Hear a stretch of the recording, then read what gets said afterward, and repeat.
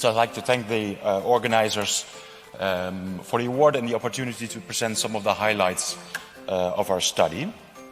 So I have nothing to disclose. So we studied the antibody response during mycoplasma carriage, asymptomatic carriage, and this will provide important information for new diagnostic tests and also for vaccine design. So we basically performed a nested case control study in healthy children without any respiratory tract symptoms. And then we measured using qPCR whether they were mycoplasma carriers, and those cases were then 1-to-1 matched to age and season matched controls. And when we compared mucosal antibody levels specific to mycoplasma, we in fact found that these levels were not elevated in mycoplasma carriers. And this was true for mucosal IgA, and I'm not showing you the data here, but the same was true for IgG and serum mycoplasma-specific antibody levels as well.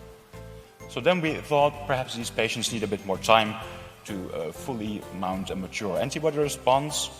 So we then looked follow-up on these mycoplasma carriers, but as you can see, even after several months, these patients did not develop mycoplasma-specific antibody levels. And this is actually quite striking because we know from other respiratory pathogens, such as Streptococcus pneumoniae or Staph aureus, that during asymptomatic carriage of these pathogens, a strong antibody response is in fact mounted.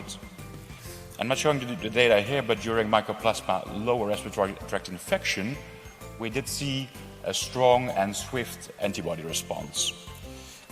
So we then looked into the function of these antibodies, and we developed an assay where we could measure the ability of these antibodies to prevent adhesion to respiratory epithelial cells, because this is the main function of mucosal IgA, and adherence to respiratory tract epithelial cells is the main virulence factor of mycoplasma pneumoniae.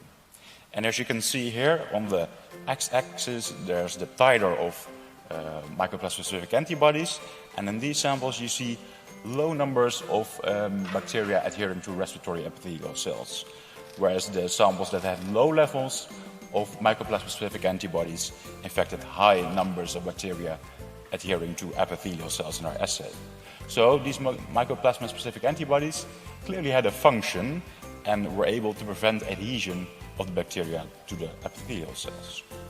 So this led us to the following conclusion, that mycoplasma pneumoniae carriage does not induce an antibody response in contrast to other important respiratory pathogens, that mycoplasma infection does induce a strong antibody response, and that mycoplasma-specific antibodies are capable of preventing adhesion to the respiratory tract, which might very well contribute to preventing transmission to other hosts, and also might play a role in preventing developing infection after you have been colonized asymptomatically.